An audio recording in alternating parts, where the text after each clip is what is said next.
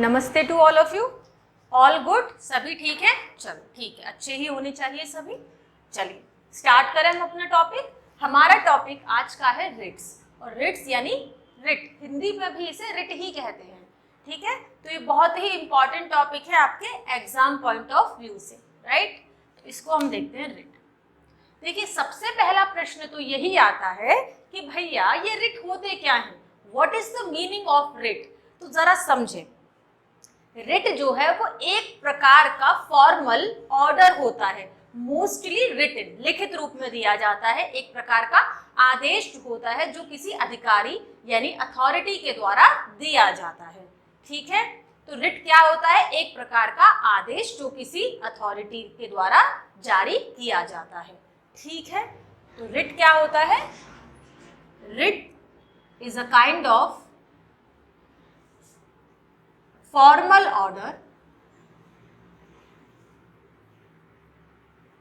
mostly written होता था, issued by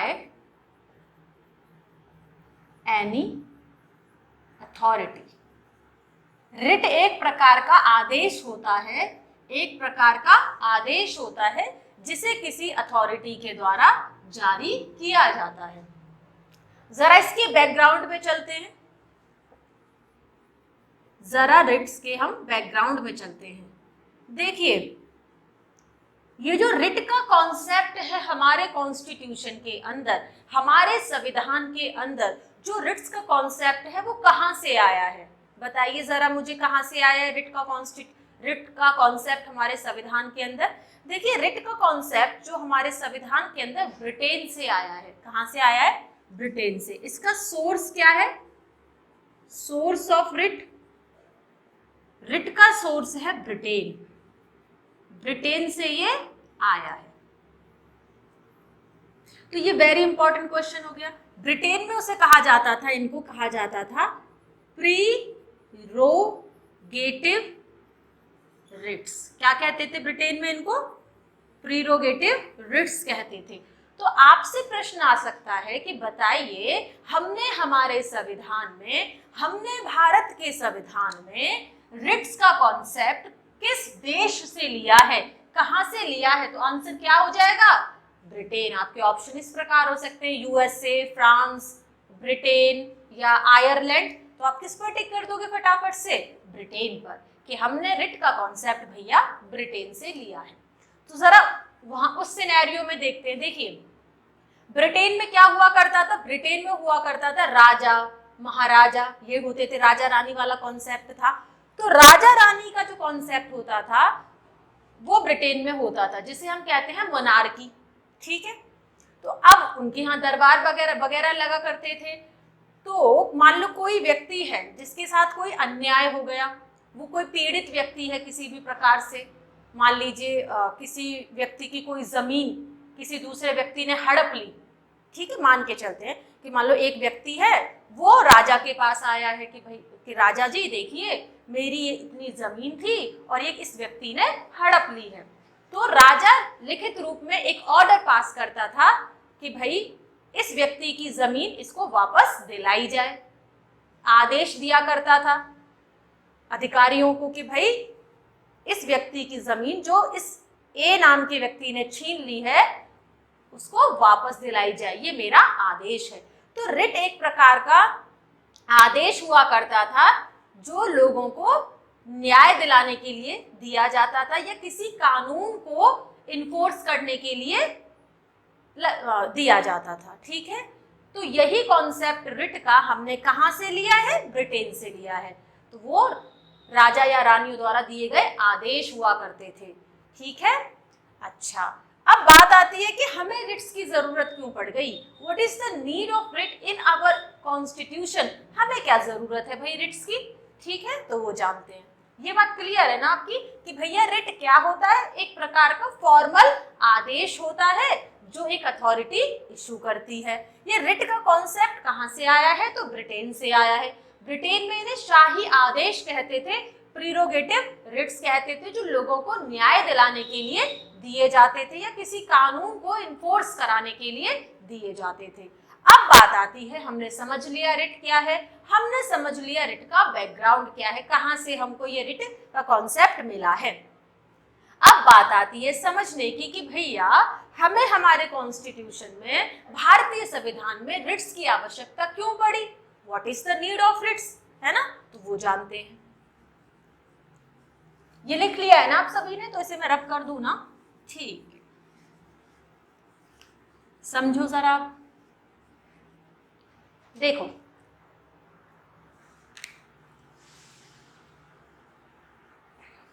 मान लीजिए हमारे संविधान ने हमें क्या दे रखा है, बताओ जरा मुझे। हमारे संविधान ने हमें फंडामेंटल राइट्स दे रखे हैं, हमें मौलिक अधिकार दे रखे हैं। क्यों दे रखे हैं मौलिक अधिकार, ताकि हम अपना ओवरऑल डेवलपमेंट कर सकें, ठीक है। तो अगर मान लो जो हमें अधिकार मिले हुए हैं, जो हमें मौलिक अधिकार मिले हुए हैं, उनका किसी प्रकार से हनन हो जाता है, उनका वायलेशन हो जाता है, और ऐसा कोई चीज हमारे पास उपलब्ध नहीं है जिससे हम उन मौलिक अधिकारों को प्राप्त कर सके, तो क्या मौलिक अधिकारों का कोई मीनिंग रह गया, क्या मौलिक अधिकारों का कोई अस्तित्व रह गया, क्या उनका कोई एडवांटेज रह गया कि भैया ऐसे मौलिक अधिकार मिले हुए हैं हमें जिन्हें कभी भी कोई छीन ले और हम उन्हें वापस प्राप्त कर ही नहीं सकते। तो ऐसे मौलिक अधिकारों का हम करेंगे क्या, कुछ नहीं, उनका तो कोई फायदा ही नहीं है।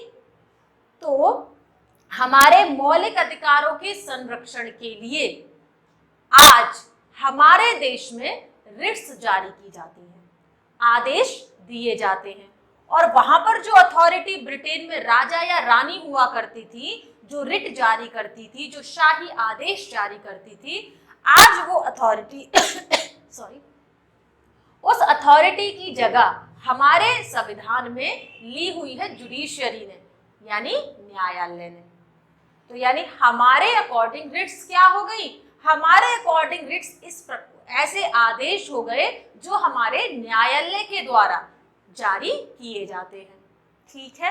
क्यों, ताकि हमें हमारे फंडामेंटल राइट्स का हम पूरी तरह से उपयोग कर सकें और हमारे फंडामेंटल राइट्स का संरक्षण हो सके, ताकि एक व्यक्ति विशेष का और पूरे भारत का डेवलपमेंट हो सके।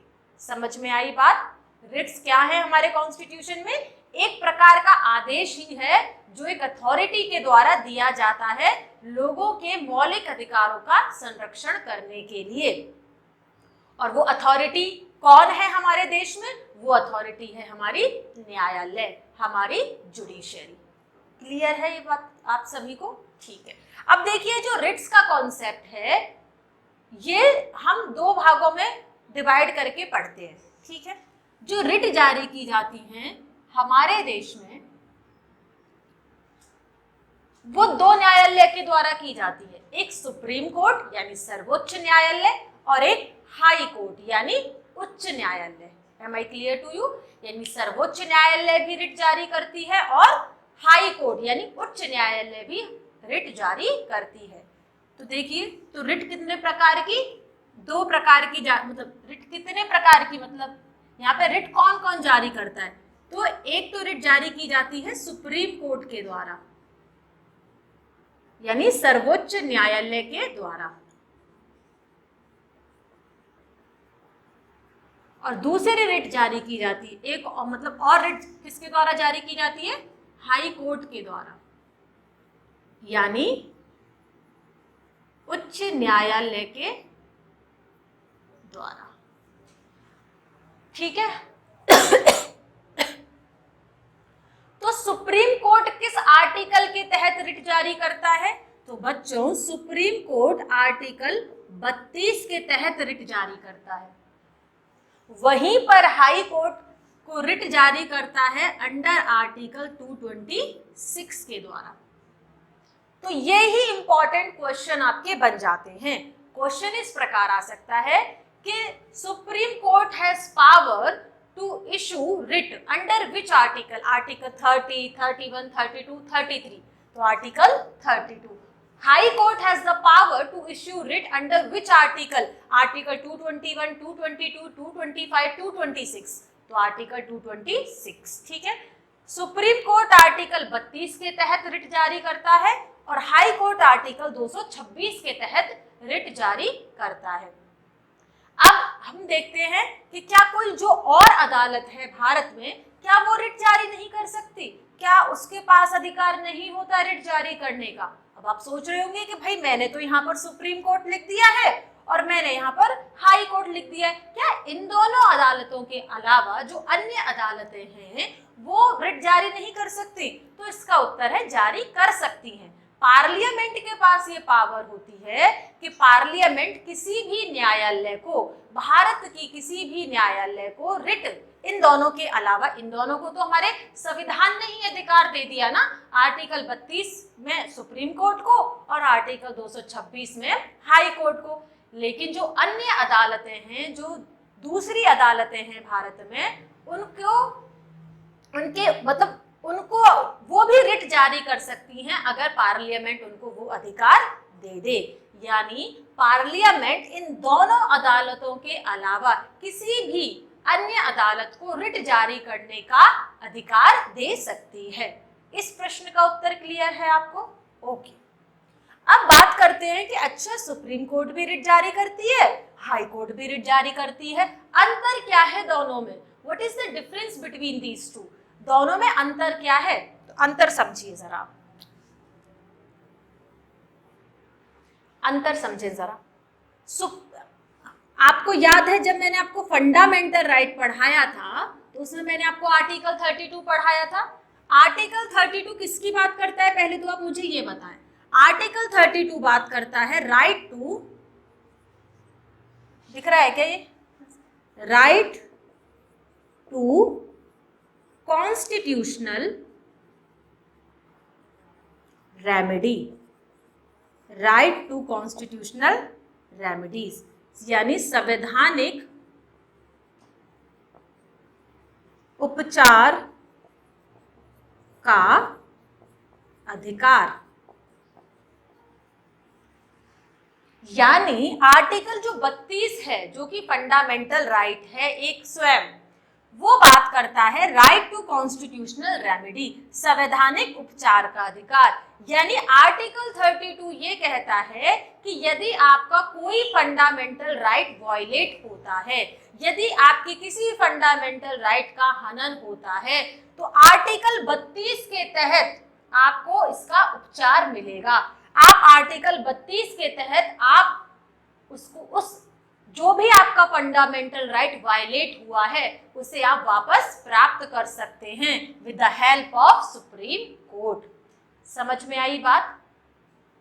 तो जिन भी व्यक्तियों के फंडामेंटल राइट्स वायलेट हो जाते हैं या उनका हनन करा जाता है, तो वो डायरेक्ट अपने मौलिक अधिकारों को प्राप्त करने के लिए डायरेक्ट किसका दरवाजा खटखटा सकते हैं? सुप्रीम कोर्ट का दरवाजा खटखटा सकते हैं। किस आर्टिकल के तहत? आर्टिकल 32 के तहत, जो क्या कहता है? हमें उपचार चाहिए, हमें इलाज चाहिए। ठीक है, क्लियर है इतना? तो यानी और उनको उनके मौलिक अधिकारों को वापस दिलाने के लिए सुप्रीम कोर्ट क्या इशू करती है? रिट इशू करती है। यानी पहला डिफरेंस मुझे ये समझ में आ गया कि जो रिट ज्यूरिसडिक्शन होता है, जो रिट जारी की जाती है सुप्रीम कोर्ट के द्वारा अंडर आर्टिकल 32 में, वो खुद में ही क्या है? एक फंडामेंटल राइट है। लेकिन आर्टिकल 226 तो फंडामेंटल राइट नहीं है ना। पहला डिफरेंस ये क्लियर है आपको कि आर्टिकल 32 जिसके तहत सुप्रीम कोर्ट रिट जारी करती है, किसी भी व्यक्ति विशेष के मौलिक अधिकारों को उसे वापस प्रदान करने के लिए वो स्वयं एक फंडामेंटल राइट है। लेकिन हाई कोर्ट का जो रिट ज्यूरिसडिक्शन है, जो आर्टिकल 226 में आता है, वो स्वयं कोई फंडामेंटल राइट नहीं है। Am I clear to you और ऑन दिस और नॉट? ठीक है, पहली बात समझ में आई। तो यानी यहाँ पर एक बात मुझे समझ में आ गई कि भैया कि अगर किसी व्यक्ति विशेष के अधिकारों का, मौलिक अधिकारों का उल्लंघन होता है, तो ऐसा जरूरी नहीं है कि वो पहले हाई कोर्ट जाएगा, वो सीधा हाई कोर्ट को एस्केप कर सकता है। वो सीधा किसका दरवाजा खटखटा सकता है? सुप्रीम कोर्ट का दरवाजा खटखटा सकता है। जरूरी नहीं है कि पहले वो हाई कोर्ट में जाए फिर सुप्रीम कोर्ट में जाएगा, नहीं, वो डायरेक्ट सुप्रीम कोर्ट में आ सकता है यदि उसके फंडामेंटल राइट का वायलेशन हुआ है। पहली बात क्लियर है कि article 32 itself a fundamental right, but article 226 under which high court has the power to issue writ, it is not a fundamental right. पहली बात क्लियर है आपको? अच्छा, तो यानी ये स्वयं में क्या है? इटसेल्फ, ये खुद में ही एक फंडामेंटल राइट है और ये itself not a fundamental right. पहली बात तो ये थी। अच्छा, अब दूसरा डिफरेंस क्या है?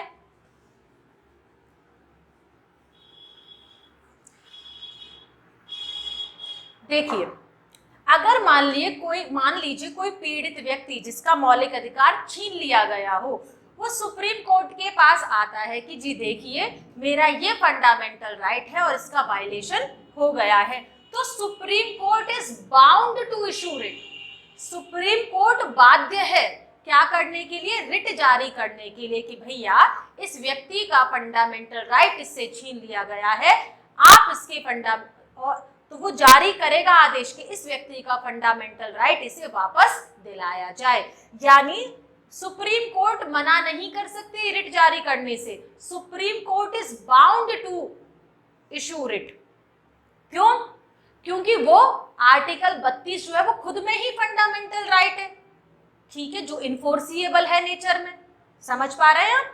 तो यानी सुप्रीम कोर्ट, दूसरा डिफरेंस क्या है? Supreme court is bound to issue writ. Supreme court जो है वो बाध्य है। बाउंड का मतलब क्या होता है बच्चे? बाध्य है, मजबूर है, बाध्य है कि उसे रिट जारी करनी ही होगी। अगर कोई व्यक्ति उसके पास आता है अंडर आर्टिकल 32 में, तो उसके अधिकारों को वापस दिलाने के लिए, उसके मौलिक अधिकारों को उसे वापस दिलाने के लिए सुप्रीम कोर्ट बाध्य है क्या जारी करने के लिए? रिट जारी करने के लिए। वहीं पर हाई कोर्ट पर ऐसी कोई बाध्यता नहीं है। हाई कोर्ट की जो पावर होती है रिट जारी करने की, आर्टिकल 226 में, वो एक डिस्क्रिशनरी पावर होती है। यहाँ पर जो रिट पावर होती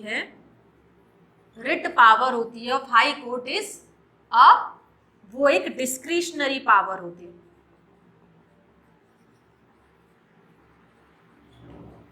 डिस्क्रिशनरी पावर होती है, एक इच्छित शक्ति होती है। हाई कोर्ट यानी मना भी कर सकता है कि भैया मैं नहीं जारी कर रहा रिट, समझ रहे हो? और सुप्रीम कोर्ट मना नहीं कर सकता। सुप्रीम कोर्ट को रिट जारी करनी ही पड़ेगी यदि किसी के फंडामेंटल राइट का वायलेशन हुआ है। और वहीं पर हाई कोर्ट में पर ऐसी कोई मजबूरी नहीं है, ऐसी कोई बाध्यता नहीं है, वो चाहे हाई कोर्ट तो रिट जारी करने से मना भी कर सकता है। ये उसकी डिस्क्रिशनरी पावर में आती है। Am I clear to you? यही एक चीज है जो सुप्रीम कोर्ट को गारंटर ऑफ फंडामेंटल राइट बनाता है। समझ पा रहे हैं? अगर आपसे कोई पूछ ले कि who is the guarantor of fundamental right in our constitution, या हमारे संविधान में मौलिक अधिकारों का संरक्षण की जिम्मेदारी किसकी है, तो सुप्रीम कोर्ट की है। क्यों? क्योंकि वो रिट जारी करने से मना नहीं कर सकता, वो बाध्य है। हाई कोर्ट गारंटर नहीं है आपके फंडामेंटल राइट का। क्यों? क्योंकि वो रिट जारी करने से मना भी कर सकता है। तो इस प्रश्न का उत्तर भी आपको मिल गया कि why supreme court is called as the guarantor of fundamental right, because supreme court is bound to issue writ whenever there is a violation of fundamental right.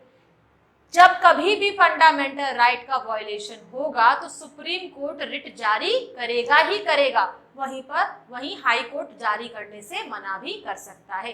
इसीलिए सर्वोच्च न्यायालय को मौलिक अधिकारों का गारंटर कहा जाता है। क्लियर है? तीसरा डिफरेंस क्या है? तीसरा डिफरेंस ये है कि supreme court can issue Ritz only for fundamental rights,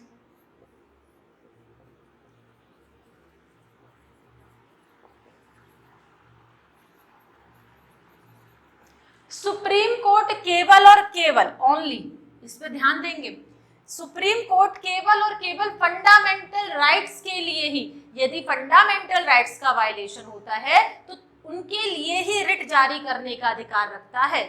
समझ पा रहे हैं आप? अगर किसी का फंडामेंटल राइट वायलेट हुआ है तभी सुप्रीम कोर्ट क्या करेगा बच्चों? रिट जारी करेगा। लेकिन वहीं पर high court can issue writ for fundamental right, high court fundamental right के लिए भी रिट जारी कर सकता है और फॉर एनी अदर पर्पस, या यहां पर इस पे ध्यान देंगे आप, यानी सुप्रीम कोर्ट तो केवल फंडामेंटल राइट के लिए ही रिट जारी कर सकता है, लेकिन हाई कोर्ट फंडामेंटल राइट के लिए भी रिट जारी कर सकता है और किसी अन्य उद्देश्य के लिए भी जारी कर सकता है। मान लो किसी कानून को उसे इन्फोर्स कराना है तब भी हाई कोर्ट क्या कर सकता है? कोई आदेश जारी कर सकता है, कोई रिट जारी कर सकता है। यानी अगर मैं बात कहूं तो इस केस में हाई कोर्ट के वाइड पावर है रिट ज्यूरिसडिक्शन की और सुप्रीम कोर्ट की नैरो पावर है रिट जारी करने की। ठीक है, सुप्रीम कोर्ट केवल और केवल फंडामेंटल राइट्स के मामलों में ही रिट जारी करेगा, लेकिन हाई कोर्ट फंडामेंटल राइट्स के मामलों में भी रिट जारी कर सकता है या किसी अन्य पर्पस या किसी अन्य उद्देश्य के लिए भी रिट जारी कर सकता है। अगला डिफरेंस क्या है? फोर्थ डिफरेंस, चौथा डिफरेंस ये है कि सुप्रीम कोर्ट तो इंडिया की किसी भी टेरिटरी के लिए रिट जारी कर सकता है, क्योंकि supreme court is for all over India, और हाई कोर्ट जो है अपनी टेरिटरी के लिए, अपनी टेरिटरी के भीतर ही भीतर रिट जारी कर सकता है। जैसे दिल्ली हाई कोर्ट है तो वो दिल्ली के लिए है ना, ठीक, तो वो तो बताने की कोई आवश्यकता थी ही नहीं, वो तो आप समझते हैं कि भाई high supreme court all over India के लिए है तो वो ऑल ओवर इंडिया के लिए रिट जारी कर सकता है। लेकिन हाई कोर्ट जो है वो किसके लिए रिट जारी करेगा? हाई कोर्ट की टेरिटरी में जो भी व्यक्ति विशेष है या कोई, इसका जो रिट ज्यूरिसडिक्शन है वो केवल और केवल जो उसकी टेरिटरी के अंदर आता है, हाई कोर्ट की टेरिटरी के अंदर आता है उसके लिए है, और सुप्रीम कोर्ट का जो रिट ज्यूरिसडिक्शन होता है it is applicable to all over India. ठीक है, तो ये चार डिफरेंस आपको क्लियर है। हाई कोर्ट, सुप्रीम कोर्ट और हाई कोर्ट के रिट जारी करने में क्या अंतर होता है? तो मुझे पहला अंतर बताएं जरा। पहली चीज तो ये हो गई, बताओ मुझे कि सुप्रीम कोर्ट किस आर्टिकल के तहत रिट जारी करता है? आर्टिकल 32 के तहत। हाई कोर्ट किस आर्टिकल के तहत रिट जारी करता है? आर्टिकल 226 के तहत। सुप्रीम कोर्ट का जो रिट ज्यूरिसडिक्शन है क्या वो खुद में ही एक फंडामेंटल राइट है? जी हाँ। कौन सा है? आर्टिकल 32, जो क्या कहता है? संवैधानिक उपचार का अधिकार। आपको ये बात भी भली भांति ज्ञात होगी, मैंने आपको फंडामेंटल राइट में बताया था कि आर्टिकल 32 को डॉक्टर भीमराव अंबेडकर ने soul and heart of the constitution, संविधान का हृदय और आत्मा कहा था। तो ये कॉन्सेप्ट आप याद रखेंगे। क्या हाई कोर्ट जिस आर्टिकल के तहत रिट जारी करता है 226, वही फंडामेंटल राइट है स्वयं? जी नहीं। दूसरा डिफरेंस क्या था कि सुप्रीम कोर्ट जो है वो अगर किसी के फंडामेंटल राइट का वायलेशन होता है तो रिट जारी करने के लिए बाध्य है, उसे रिट जारी करनी ही पड़ेगी। हाई कोर्ट पर ऐसी कोई बाध्यता नहीं है, हाई कोर्ट चाहे तो रिट जारी करने से मना भी कर सकता है। और यही कारण है कि सुप्रीम कोर्ट को ही फंडामेंटल राइट्स का गारंटर कहा जाता है। तीसरा डिफरेंस क्या था कि सुप्रीम कोर्ट केवल और केवल फंडामेंटल राइट से रिलेटेड मामलों में ही रिट जारी करने का अधिकार रखता है, लेकिन हाई कोर्ट जो है वो फंडामेंटल राइट्स के मामलों में भी रिट जारी कर सकता है और या किसी अन्य उद्देश्य से भी रिट जारी कर सकता है। चौथा डिफरेंस क्या था कि सुप्रीम कोर्ट का जो रिट ज्यूरिसडिक्शन होता है वो ऑल ओवर इंडिया एप्लीकेबल होता है, वो पूरी भारत की टेरिटरी में लागू होता है। लेकिन हाई कोर्ट का जो रिट ज्यूरिसडिक्शन होता है वो केवल और केवल जिस जगह के वो हाई कोर्ट है, जैसे दिल्ली हाई कोर्ट है तो केवल दिल्ली में एप्लीकेबल होगा, तो जिस जगह की वो हाई कोर्ट है उसी टेरिटरी में मान्य होगा। ठीक है, तो कोई doubt what is the difference between the writ jurisdiction of supreme court and high court? Jurisdiction का मतलब होता है बच्चा अधिकार क्षेत्र। ठीक, is it clear to you और नॉट? अब हम जान चुके हैं कि भैया रिट होती क्या है, हम जान चुके हैं कि रिट का बैकग्राउंड क्या है, रिट आई कहाँ से, फिर हमने जाना कि हमारे कॉन्स्टिट्यूशन में, हमारे संविधान में रिट की आवश्यकता क्यों पड़ी, फिर हमने जाना कि कौन कौन जारी कर सकता है रिट को, फिर हमने जाना कि सुप्रीम कोर्ट जो रिट जारी करती है, हाई कोर्ट जो रिट जारी करती है वो किस आर्टिकल के तहत करती है, फिर हमने जाना सुप्रीम कोर्ट और हाई कोर्ट के जो रिट जूरिसडिक्शन है, जो रिट अधिकार क्षेत्र है, उसमें अंतर क्या है। अब बात करते हैं हम टाइप्स ऑफ रिट, रिट कितने प्रकार की होती है। क्लियर है? चलिए ये मिटा दूं ना?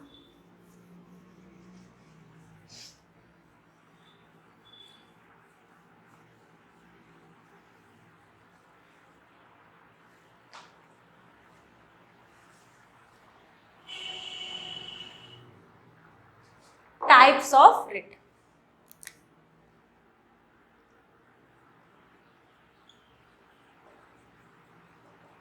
रिट्स के प्रकार।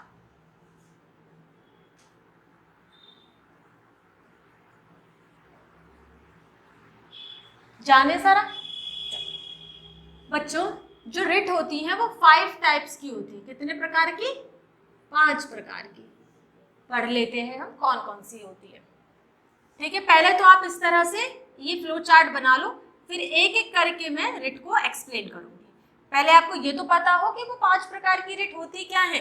पहली रिट होती है आपकी हेबियस कॉर्पस। हेबियस कॉर्पस, जिसे हिंदी में आप कहते हैं बंदी प्रत्यक्षीकरण। बंदी प्रत्यक्षीकरण। ठीक, दूसरी रिट होती है आपकी मैंडेमस, यानी परमादेश। ठीक है, तीसरी रिट होती है आपकी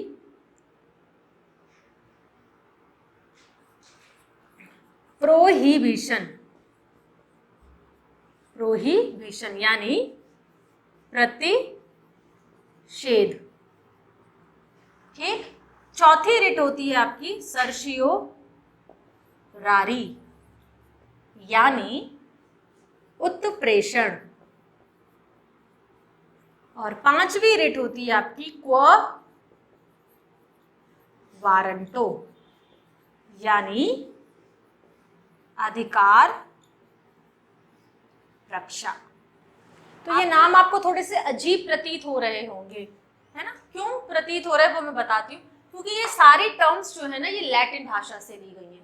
ठीक है, ये सारी टर्म कौन सी लैंग्वेज की हैं? Latin language. ठीक है, इसीलिए आपको थोड़े से अटपटे से नाम लग रहे हैं। ठीक है, अब हम एक एक करके पूरी रिट, एक एक करके रिट को डिस्कस करें। चलो, ये लिख लिया है आपने।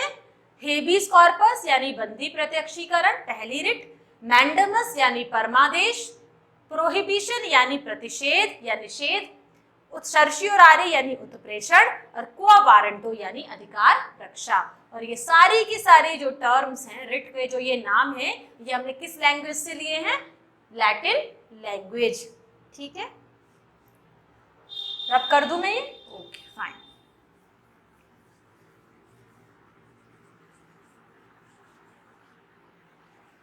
चलो पहली रिट जानते हैं।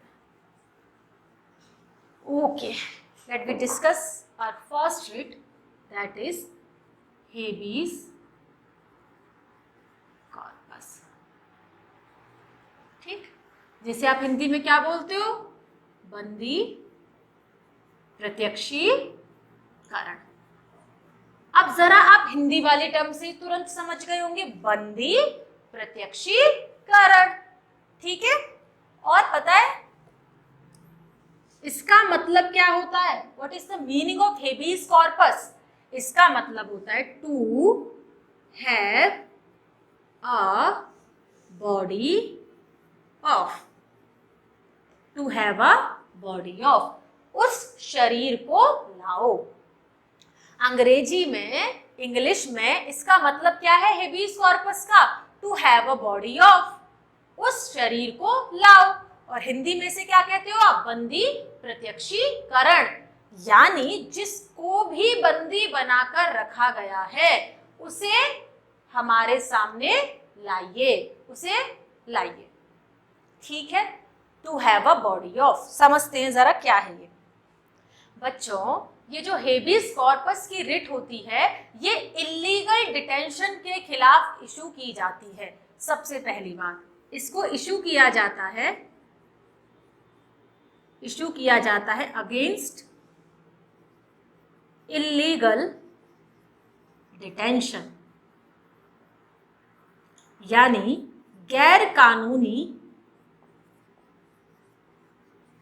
गिरफ्तारी।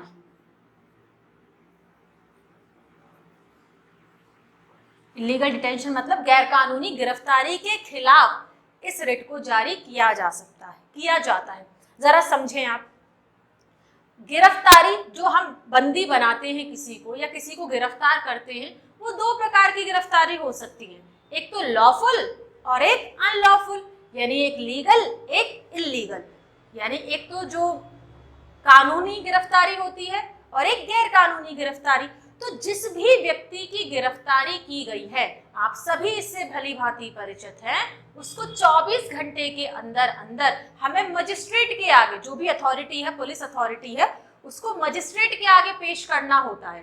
तभी तो इसका नाम है to have a body of, उस शरीर को लाओ। किस शरीर को लाओ? जिसे बंदी बनाया गया है, जिसे गिरफ्तार किया गया है। यदि किसी व्यक्ति को बंदी बनाया जाता है, उसे गिरफ्तार किया जाता है, तो उसकी बॉडी को किसके सामने प्रस्तुत करना होगा? मजिस्ट्रेट के सामने। वहां पे ट्रायल चलेगा। यदि उस व्यक्ति की गिरफ्तारी कानूनी तरीके से है तो कोई प्रॉब्लम ही नहीं है, फिर तो रिट जारी करने का कोई मतलब ही नहीं बनता। लेकिन यदि उस व्यक्ति की गिरफ्तारी गैर कानूनी तरीके से की गई है, वो कोई मासूम व्यक्ति है जिसने कुछ किया नहीं है, और फिर भी उसे गिरफ्तार कर लिया गया है, फिर भी उसे बंदी बना लिया गया है, तब जो हमारी कोर्ट है वो क्या इशू करेगी? हेबियस कॉर्पस की रिट जारी करेगी। हेबियस कॉर्पस का आदेश जारी करेगी कि भैया ये व्यक्ति मासूम है, इसने कोई अपराध नहीं किया है, इसकी गिरफ्तारी गैर कानूनी है, और आप किसी भी व्यक्ति को गैर कानूनी तरीके से गिरफ्तार नहीं कर सकते या उसे बंदी बनाकर नहीं रख सकते। इसे तुरंत छोड़ दिया जाए। क्यों? क्योंकि यदि आप किसी व्यक्ति को गैर कानूनी तरीके से बंदी बनाकर रखते हैं या उसे गिरफ्तार करके रखते हैं, तो आर्टिकल 21 जो होता है आपके फंडामेंटल राइट का, that is right to personal liberty, ठीक है, व्यक्तिगत स्वतंत्रता का अधिकार, उसका वायलेशन हो जाता है। यदि आप किसी भी व्यक्ति को गैर कानूनी तरीके से गिरफ्तार करते हैं तो उसका कौन सा फंडामेंटल राइट वायलेट हो रहा है? Article 21, right to personal liberty, ये वायलेट हो रहा है, तो वो ठीक नहीं है। तो आपकी जो कोर्ट है वो क्या कहेगी? ये जो व्यक्ति है इसने कोई अपराध नहीं किया है, इसकी गिरफ्तारी इलीगल तरीके से की गई है, इस व्यक्ति को तुरंत छोड़ दिया जाए। समझ में आ गई पूरी कहानी कि हेबियस कॉर्पस रिट कब जारी की जाती है? जब किसी भी व्यक्ति विशेष को इलीगल तरीके से गिरफ्तार किया जाता है या उसकी जो गिरफ्तारी होती है वो गैर कानूनी होती है, उसने कोई अपराध नहीं किया है, ऐसा। ठीक, क्लियर है? अच्छा, अब आपको पता है इस रिट के लिए जिस भी व्यक्ति को गिरफ्तार किया गया है वो व्यक्ति का कोई लॉयर या कोई उसके सगे संबंधी, वो किसी भी उसके रिलेटिव्स, वो कोर्ट के पास पहुंच सकते हैं इस रिट को जारी करवाने के लिए। ठीक है? अच्छा,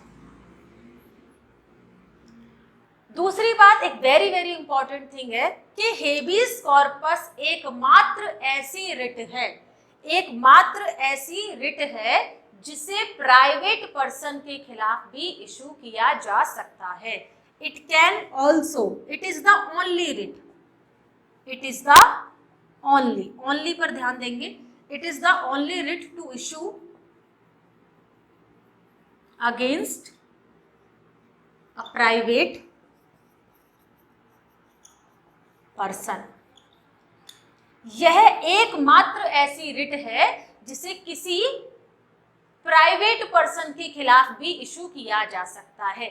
मतलब यानी मेरे खिलाफ भी इशू की जा सकती है या किसी और व्यक्ति के खिलाफ भी इशू से किया जा सकता है। अब आप यहाँ पे सोच रहे होंगे कि यार पहली बात तो हमें क्लियर है कि भाई कोई पुलिस अधिकारी है या पुलिस है, उसने किसी भी व्यक्ति को डिटेन कर लिया, बंदी बना लिया, तो अगर उसकी गिरफ्तारी गैर कानूनी है तो कोर्ट उसके लिए रिट जारी करेगी और पुलिस को बोलेगी भैया इसे छोड़ दो, नो प्रॉब्लम एट ऑल, कोई प्रॉब्लम नहीं है। लेकिन इसे प्राइवेट पर्सन के खिलाफ भी इशू किया जा सकता है। इसका क्या तात्पर्य है, इसका क्या अर्थ है? तो देखिए, पहली बात तो आपसे यही क्वेश्चन आ सकता है कि वह कौन सी एकमात्र रिट है जिसे प्राइवेट व्यक्ति के खिलाफ भी इशू किया जा सकता है? तो दैट इज हेबियस कॉर्पस या हेबीज कॉर्पस। इसका अर्थ ये है कि कोई भी व्यक्ति किसी दूसरे व्यक्ति को बंदी बनाकर नहीं रख सकता। मान लीजिए कोई व्यक्ति है, ठीक है, उसने किसी दूसरे व्यक्ति को अपने घर में या कहीं पर भी बंदी बनाकर रख दिया कि भाई तू इस कमरे से बाहर नहीं जाएगा या नहीं जाएगी। तो क्या उसकी व्यक्तिगत स्वतंत्रता छिन रही है उस व्यक्ति की जिसे बंदी बनाकर रखा गया है किसी कमरे में या किसी घर में? छिन रही है या नहीं? तो ऐसे में जिस व्यक्ति ने उस व्यक्ति को बंदी बनाकर रखा है उसके खिलाफ क्या जारी की जा सकती है? रिट जारी की जा सकती है। कौन सी?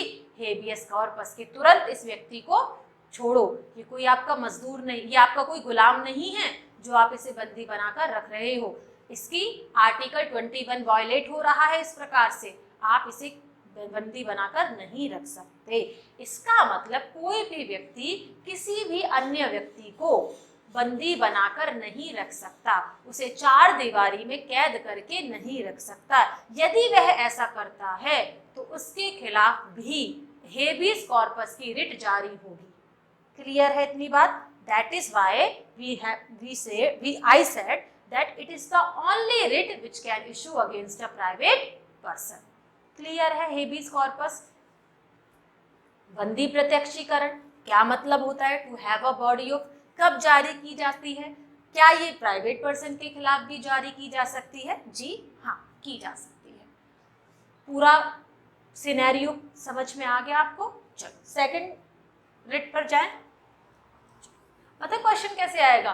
विच of the following writ is issued against a private person? Option habeas corpus, mandamus, certiorari, prohibition. क्या ऑप्शन टिक कर दोगे? Habeas corpus. ठीक है।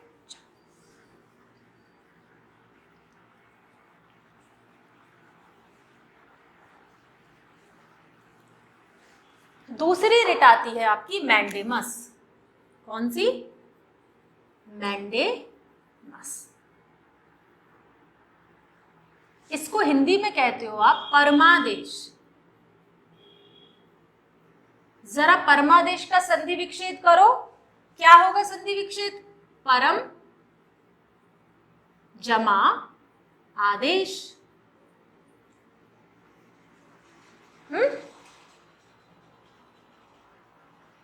परम जमा आदेश, मैंडेमस। मैंडेमस रिट क्या होती है बच्चों? इसे हिंदी में कहते हैं परम आदेश, यानी परम जमा आदेश, परमादेश।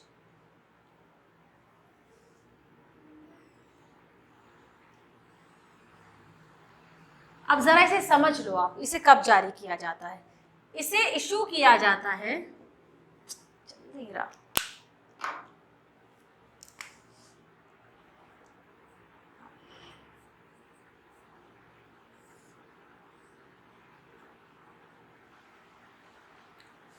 इसे इशू किया जाता है against any public official when he or she does not perform his or her public duty। पहले आप इसे लिखें, फिर मैं आपको इसे एक्सप्लेन करती हूँ कि क्या मतलब है। देखिए,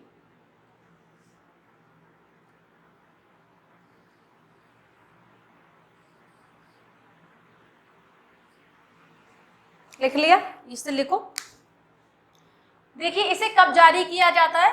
मान लीजिए पब्लिक ऑफिशियल है कोई, ठीक है, आप कहीं जाते हैं किसी पब्लिक ऑफिशियल के पास और आपने देखा कि वो अपनी ड्यूटी, जो भी उसकी पब्लिक ड्यूटी बनती है, वो अपनी ड्यूटी ठीक प्रकार से नहीं कर रहा है, वो अपनी ड्यूटी ठीक प्रकार से नहीं कर रहा है, तो कोर्ट जो है उसे आदेश देगी, उसे ऑर्डर देगी कि भैया तुम अपनी पब्लिक ड्यूटी ठीक प्रकार से करो, क्योंकि आप पब्लिक के लिए रिस्पॉन्सिबल हैं, आपको ये अथॉरिटी दी गई है कि आप ये काम करेंगे। यदि आप अपनी ड्यूटी, अपनी रिस्पॉन्सिबिलिटी ठीक से नहीं निभा रहे हैं तो ये गलत है।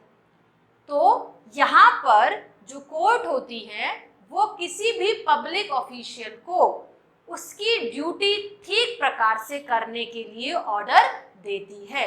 यानी हम ये समझे कि मैंडेमस की रिट जब जारी की जाती है, जब कोई व्यक्ति, पब्लिक ऑफिस पर बैठा हुआ कोई व्यक्ति अपनी जिम्मेदारी, अपनी ड्यूटी ठीक प्रकार से ना कर रहा हो या करने से मना कर रहा हो, तब उसे इस रिट के द्वारा ये आदेश दिया जाता है कि आप अपनी ड्यूटी, क्योंकि आप एक पब्लिक ऑफिशियल हैं, तो आप अपनी पब्लिक ड्यूटी करें, ईमानदारी से और तरीके से करें।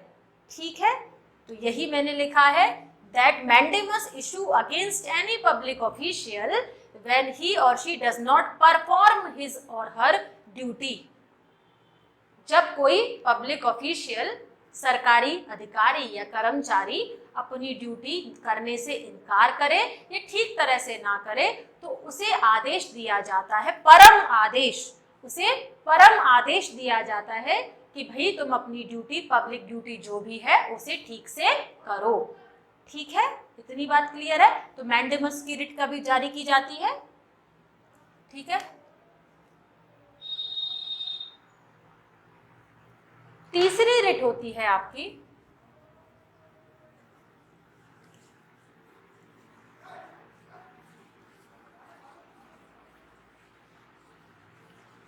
क्वा वारंटो। कौन सी रिट है तीसरी? क्वा वारंटो। इसको हिंदी में क्या कहते हो बताओ जरा मुझे? अधिकार रक्षा, अधिकार रक्षा, क्वा वारंटो। इसका ये भी लैटिन टर्म है, इसका अंग्रेजी में मतलब होता है by what authority, by what authority. By what authority का मतलब है किस अधिकार से, किस अधिकार से। क्वा वारंटो, समझे जरा क्वा वारंटो क्या है? देखिए, मान लीजिए कोई एक पब्लिक ऑफिस है, एक पब्लिक पद है, या नॉर्मली भी आप कैसे भी मान के चलें, तो एक पब्लिक ऑफिस है, ही मान के चलो,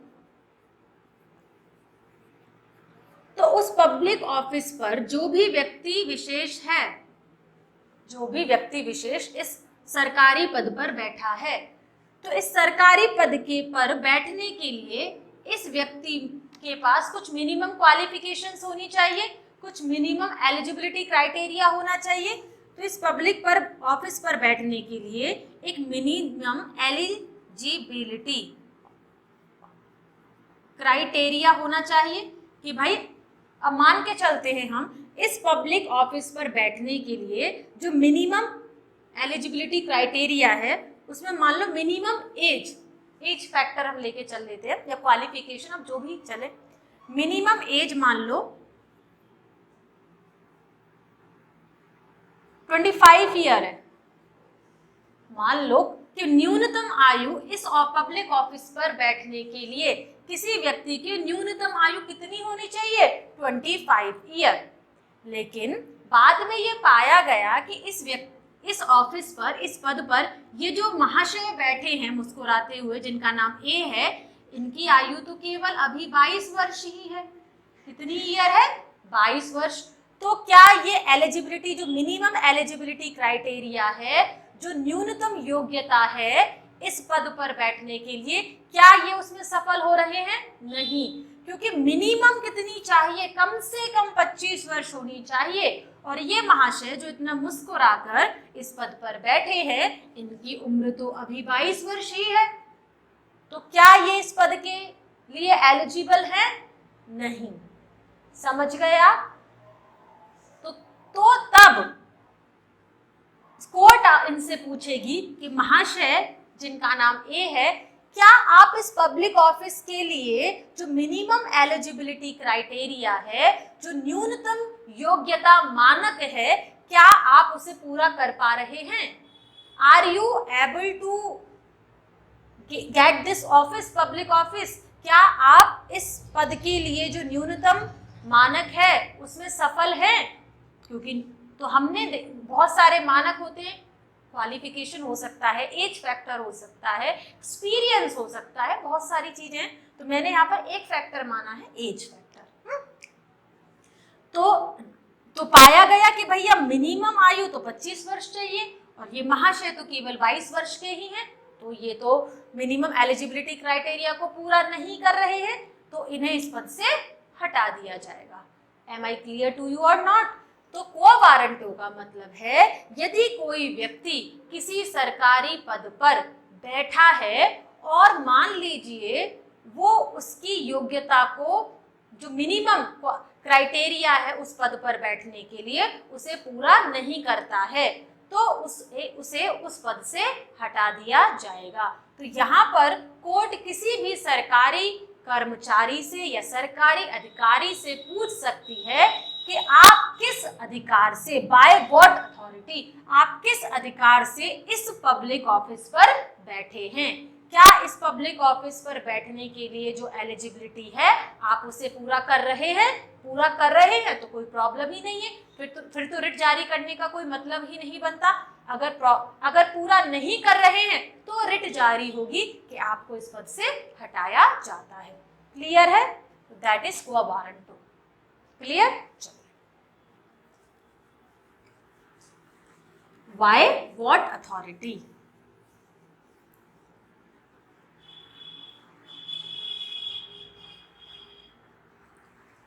चौथी रिट क्या है बच्चों?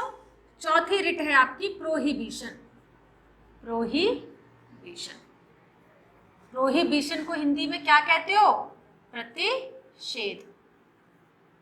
और इसका अंग्रेजी में मतलब होता है टू फॉरबिड, यानी एक तरह से मना करना या इनकार करना, टू फॉरबिड। चलो जानते हैं ये क्या है। देखिए, जो प्रोहिबिशन रिट है वो केवल और केवल जो जुडिशियल बॉडीज होती हैं या क्वाजी जुडिशियल बॉडी होती है, जो न्यायिक संस्थाएं होती हैं ना, केवल उन्हीं के खिलाफ इनको जारी किया जा सकता है। पहली बात तो यही हो गई, इसमें इशू की जा सकती हैं अगेंस्ट ओनली जुडिशियल या क्वाजी जुडिशियल, अर्ध न्यायिक क्वाजी जुडिशियल बॉडीज। तो प्रश्न आपसे पहला यही बन जाएगा कि बताइए वो कौन सी रिट है जो केवल न्यायिक या अर्ध न्यायिक जुडिशियल या क्वाजी जुडिशियल बॉडीज के खिलाफ जारी की जा सकती है। आपके ऑप्शन है हेबियस कॉर्पस, मैंडेमस, क्वो वारंटो, प्रोहिबिशन। तो आपका उत्तर क्या हो जाएगा? Prohibition. That prohibition is the writ which can issued against only judicial or quasi judicial bodies। ठीक? अच्छा, अब जानते हैं ये इसमें होता क्या है। फॉरबिड का मतलब होता है एक तरह से रोकना, प्रिवेंट करना। ठीक है? तो अब मान लीजिए कोई कोर्ट है, मान लो कोई डिस्ट्रिक्ट कोर्ट है, मान के चलते हैं, ठीक है, मान लो कोई एक डिस्ट्रिक्ट कोर्ट है या कोई जुडिशियल बॉडी है, कुछ भी मान लो आप, कोई डिस्ट्रिक्ट कोर्ट है, ठीक है, वो उसके पास कोई मैटर आता है, कोई मैटर आता है, इसके पास कोई भी मुद्दा आता है, और ये मुद्दा, ये जो मैटर है, ये इसके जूरिस्डिक्शन, जूरिस्डिक्शन का मतलब क्या होता है बच्चे, अधिकार क्षेत्र,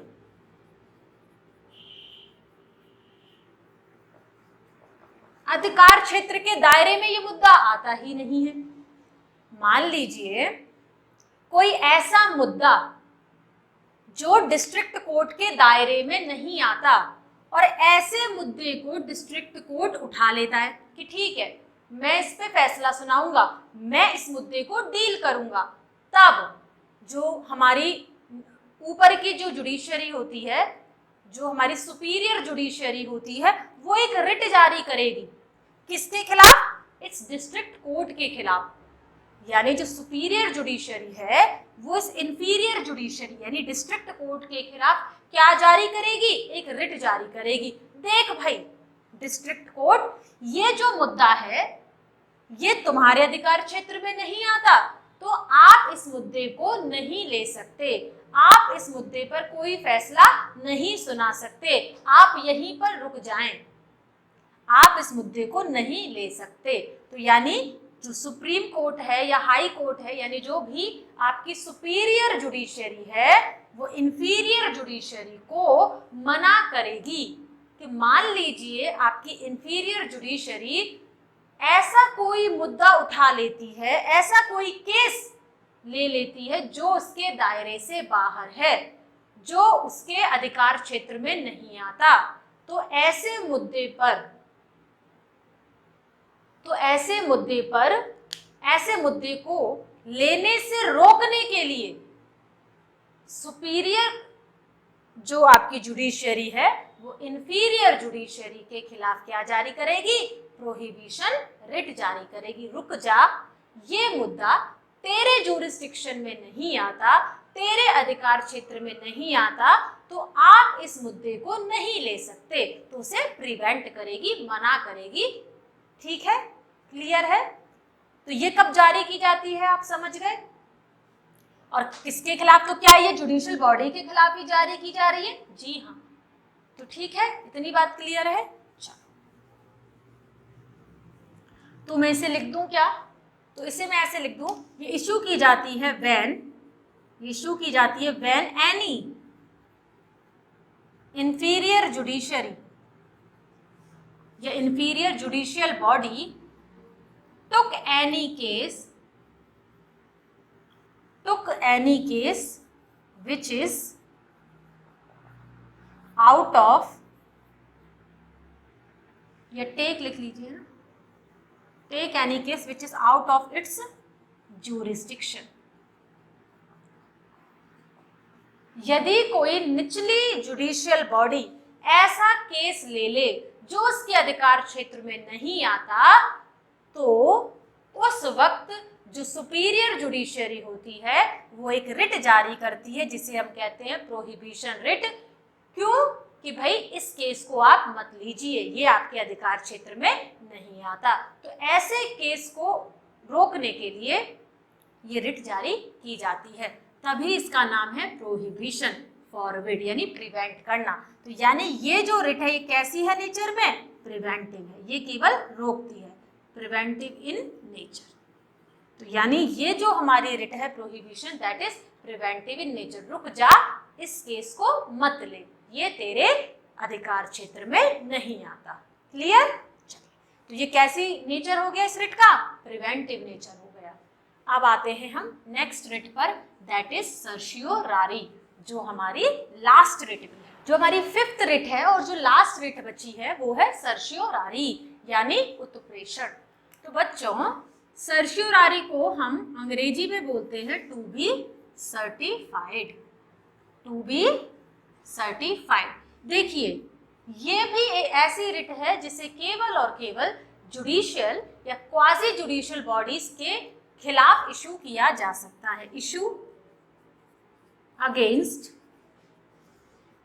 ओनली जुडिशियल या क्वाजी जुडिशियल बॉडीज।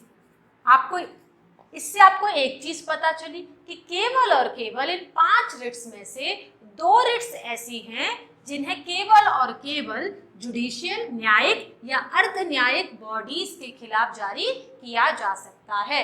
उसमें सबसे पहली थी आपकी प्रोहिबिशन और दूसरी है आपकी सर्शियोरारी। आप सर्शियोरारी को मान सकते हैं प्रोहिबिशन का बड़ा भाई या बड़ी बहन। कैसे, समझो। आपको पता है प्रोहिबिशन केवल और केवल रोकने का काम कर रही है। यदि कोई निचली अदालत अपने अधिकार क्षेत्र से बढ़कर कोई केस को लेती है तब वहीं पर ऊपरी अदालत जो है, जो सुपीरियर जुडिशरी होती है, वो उसे रोकती है, भैया रुक जा, तेरे अधिकार क्षेत्र में ये केस नहीं आता है तो आप इसे मत लो, आप इसे मत लीजिए, आप इसे मत लो। तो प्रिवेंट करने का काम करती है। ठीक है, तो सर्शियोरारी कैसी है बच्चों? सर्शियोरारी जो है preventive as well as curative in nature, यानी ये रोकने का तो काम करती ही करती है, इसके साथ साथ ये क्योरेटिव भी है, नेचर में इलाज भी कर देती है। ठीक है, पहले रोका, नहीं रुका या नहीं रुकी, तो फिर हमारे पास समाधान क्या बचा है? इसका इलाज करो। फिर तो क्या मतलब है इसका, समझो। सर्शियोरारी में 2 चीजें समझे तो आप, एक तो सर्शियोरारी रिट जब आपकी जो सुपीरियर जुडिशरी है वो जारी करती है इंफीरियर जुडिशरी को या जुडिशियल बॉडीज को कि भैया अभी तक आपने जितने भी जजमेंट सुनाए हैं, जितने भी केसेस डील किए हैं, आप सारे के सारे हमें सबमिट कीजिए, हम रिव्यू करेंगे उनका। एक तो इंफीरियर जुडिशरी से सुपीरियर जुडिशरी उनके सारे जजमेंट, सारे केसेस जो भी उन्होंने डील किए हैं उनको मांग सकती है फॉर रिव्यू के लिए। ठीक, दूसरा, अब इसका क्या मतलब है क्योरेटिव इन नेचर, इसे थोड़ा सा समझो जरा।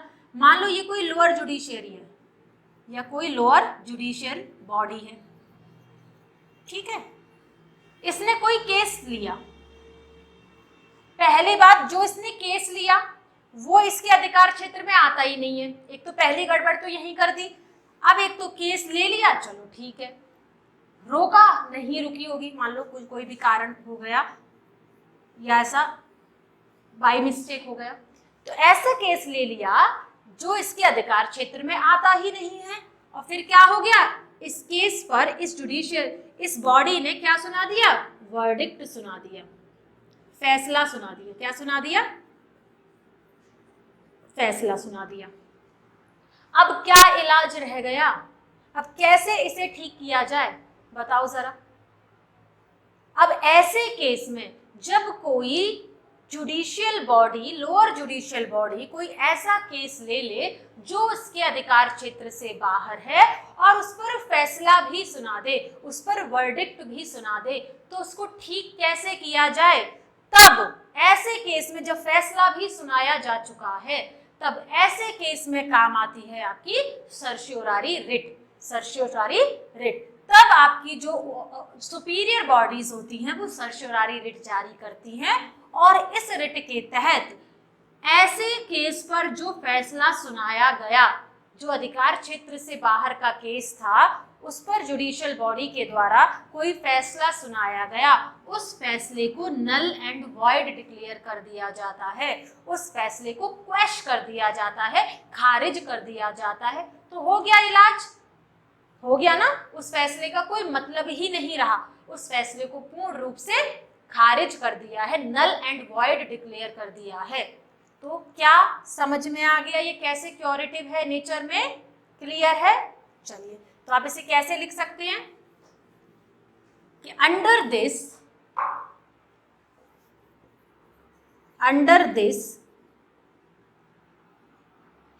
द ऑर्डर्स या verdicts passed by any judicial body या lower judicial body any judicial lower judicial body in cases which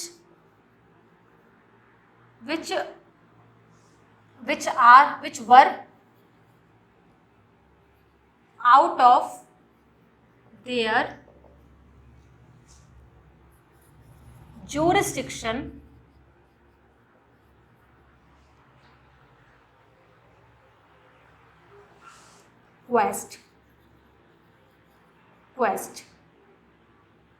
quest हो जाते हैं, उन्हें क्वेस्ट कर दिया जाता है या डिक्लेयर नल एंड वॉइड। बिल्कुल सिंपल सा तरीका था कि सर्शियोरारी की रिट जब कोई लोअर जुडिशियल बॉडी अपने अधिकार क्षेत्र से बढ़कर कोई केस ले ले और उस पर फैसला सुना दे, तो ऐसे सारे फैसलों को, ऐसे सारे वर्डिक्ट्स को या ऑर्डर को जो सुपीरियर जुडिशरी होती है वो क्वेस्ट कर देती है, खत्म कर देती है, नल एंड वॉइड डिक्लेयर कर देती है, खारिज कर देती है। क्लियर है? तो क्योर हो गया। तो अब आपको समझ में आ गया why certiorari is called preventive as well as curative in nature. रोका नहीं, रुकी, फिर क्या कर दिया? इलाज कर दिया, क्योर कर दिया, उसके जो फैसले थे उसे ही खारिज कर दिया। उसका कोई मतलब तो बनता नहीं है उस केस पर जो फैसला सुनाया गया। तो आपको समझ में आ गया पांचों प्रकार की रिट। एक बार फटाफट से मैं कोई रिवीजन करा देती हूँ 5 टाइप्स की रिट्स का, ठीक है, पूरा ही करा देती हूँ, छोड़ो पांचों के। हमने बात करी थी रिट्स की। रिट्स क्या होता है? एक फॉर्मल ऑर्डर होता है जो किसी भी अथॉरिटी के द्वारा दिया जाता है। हमने बात की कि हमने ये रिट्स का प्रोविजन किस देश से उठाया है, तो हमने ये उठाया है ब्रिटेन से। फिर हमने बात करी कि हमारे कॉन्स्टिट्यूशन के अंतर्गत कौन कौन सी कोर्ट है जिन्हें रिट जुरिस्डिक्शन का आर्टिकल मिला हुआ है। तो सुप्रीम कोर्ट को अंडर आर्टिकल 32 और high court under article 226 writ जारी कर सकती है। भारत की कोई अन्य अदालत भी रिट जारी कर सकती है यदि पार्लियामेंट उसको यह अधिकार दे दे तो। आर्टिकल 32 जिसमें सुप्रीम कोर्ट रिट जारी करती है और आर्टिकल 226 जिसमें हाई कोर्ट रिट जारी करती है, दोनों में अंतर क्या है कि article 32 itself is a fundamental right whereas article 226 itself is not a fundamental right। Supreme court केवल और केवल फंडामेंटल राइट्स के मामलों में इशू करेगी writ, high court fundamental right के मामलों में भी या किसी अन्य पर्पस के लिए भी रिट जारी कर सकती है। फिर हमने देखा सुप्रीम कोर्ट रिट जारी करने के लिए बाध्य है।